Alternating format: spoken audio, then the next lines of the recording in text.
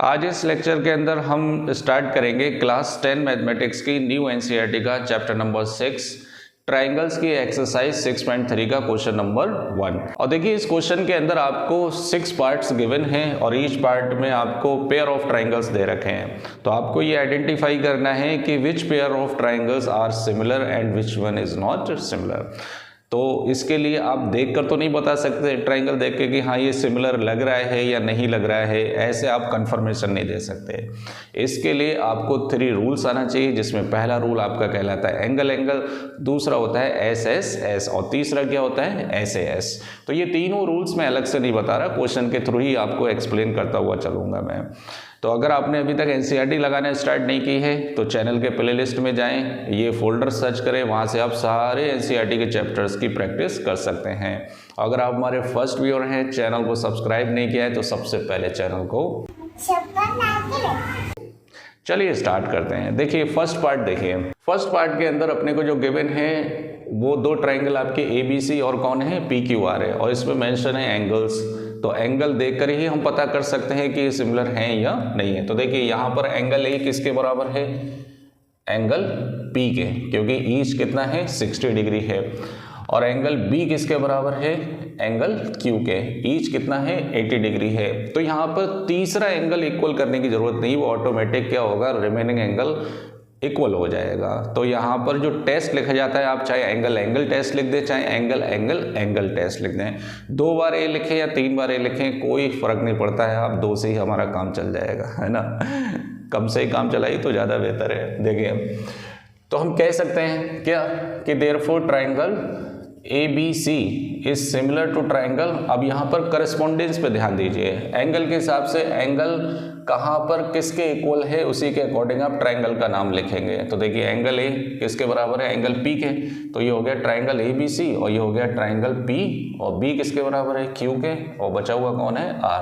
तो triangle ABC is similar to triangle PQR। कौन सा क्राइटेरिया लगा, एंगल एंगल। आप इसे क्राइटेरिया बोले, टेस्ट बोले, रूल्स बोले, ठप्पा बोले, है ना, ठप्पा लगाया जाता है कि हाँ कंफर्म वैलिड है सब कुछ।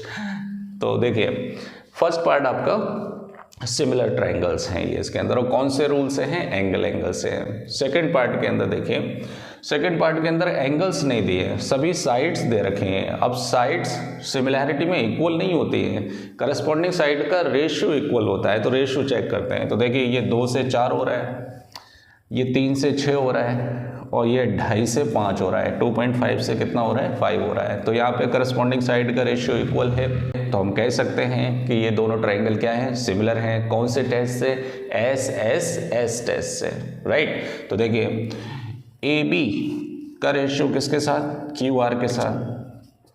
AB का रेशियो किसके साथ, QR के साथ। बताइए कितना है, 2/4, तो कितना हो गया 1/2। BC का रेशियो RP के साथ कितना है, 2.5/5, पॉइंट से पॉइंट हटाएंगे 0 बढ़ाएंगे, तो ये कितना हो जाएगा 1/2, राइट। और फिर CA का रेशियो, CA का रेशियो PQ के साथ कितना है 3/6, तो ये भी कितना हो गया 1/2। तो तीनों रेशियो आपस में इक्वल हैं। So therefore triangle ABC right is similar to triangle QRP right. और कौन सा टेस्ट लगेगा, SSS टेस्ट लगेगा इसके अंदर, है ना। करस्पॉन्डेंस चेक करिए, देखिए AB का रेशियो QR के साथ, है ना, और BC का रेशियो RP के साथ, और CA का रेशियो PQ के साथ किसके बराबर है, 1/2 के। तीनों रेशियो आपस में इक्वल है, तो कौन सा टेस्ट लगेगा, SSS टेस्ट लगेगा।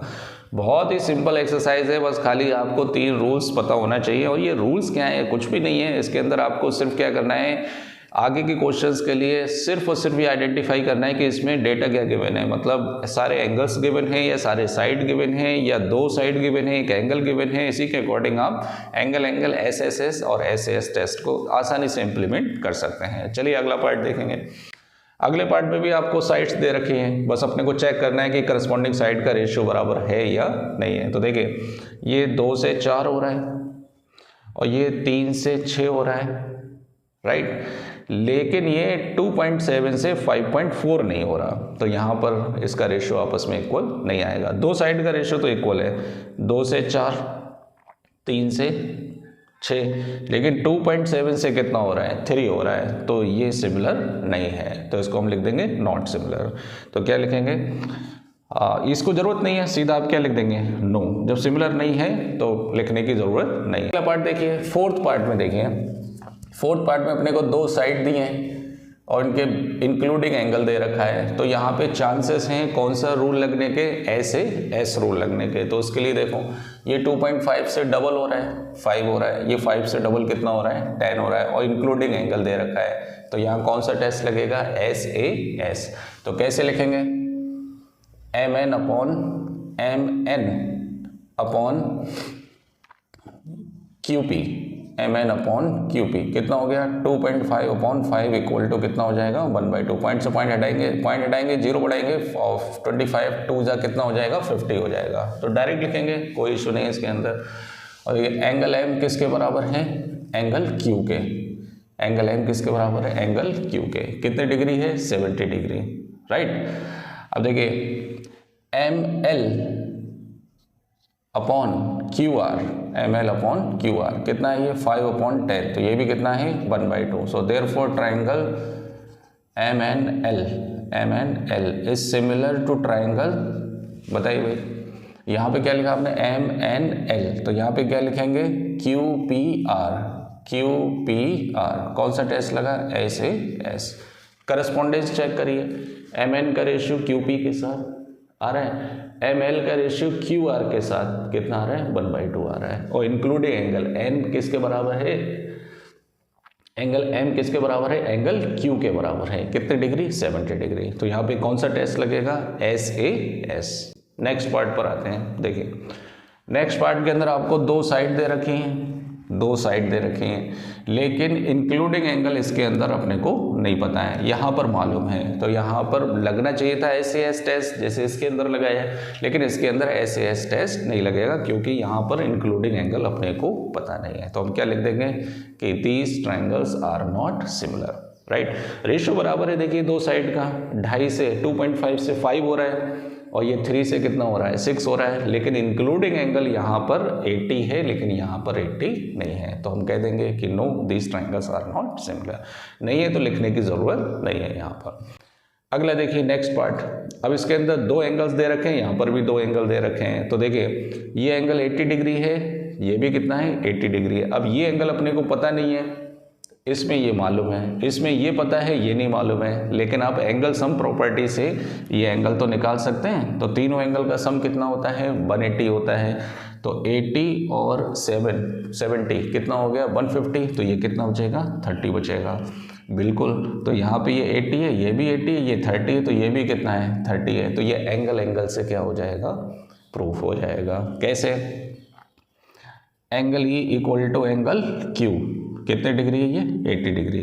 Angle F equal to angle R, कितने डिग्री है, 30 डिग्री। पहले आप एंगल सम प्रॉपर्टी से क्या करेंगे, ये निकालेंगे एंगल, तीनों एंगल का सम 180 करेंगे, और ये एंगल एफ कितना आएगा, 30 डिग्री आएगा। तो हम लिख सकते हैं कि therefore triangle E F D is similar to triangle Q R P by कौन सा क्राइटेरिया, एंगल क्राइटेरिया, राइट। तो ये थोड़े से आपके बेसिक्स को क्लियर करने के लिए क्वेश्चन दिया गया है, आपको थोड़ा सा अलर्ट रहना है कौन कौन से पार्ट में, जैसे अगर इंक्लूडिंग एंगल नहीं दे रखा है तो ये सिमिलर नहीं होगा, और दो एंगल दे रखे हैं लेकिन करस्पॉन्डेंस नहीं दे रखी है, तो आप एंगल सम प्रॉपर्टी से क्या कर सकते हैं, तीसरा एंगल भी फाइंड कर सकते हैं। और मोरल ऑफ द स्टोरी इसमें यह है कि दो एंगल ही अगर आपके बराबर हो जाएं तो तीसरे एंगल की आपको ज़रूरत नहीं है, और वही बात कह रहे हैं, क्योंकि अगर आप यहाँ पे देखेंगे तो रिमेनिंग एंगल आपका कितना है, 30, वहाँ पर भी कितना है, 30 डिग्री। रिमेनिंग एंगल आप इसमें देखेंगे तो कितना बचेगा, 70 बचेगा। तो आप चाहे इधर से ये एंगल निकाल लें, चाहे इधर से ये एंगल निकाल लें, दो एंगल आपस में इक्वल हो जाएँ, वहीं पर आप क्या कर सकते हैं, ठप्पा लगा सकते हैं कि हाँ भाई ये कैसे ट्राइंगल है, सिमिलर ट्राइंगल है। तो अगर ये कॉन्सेप्ट आपका क्लियर हो गया हो, और अगर आपको ये वीडियो पसंद आया हो तो चैनल को सब्सक्राइब करें, बेल आइकन को जरूर दबाएं आगे के क्वेश्चंस के नोटिफिकेशन के लिए। Thank you.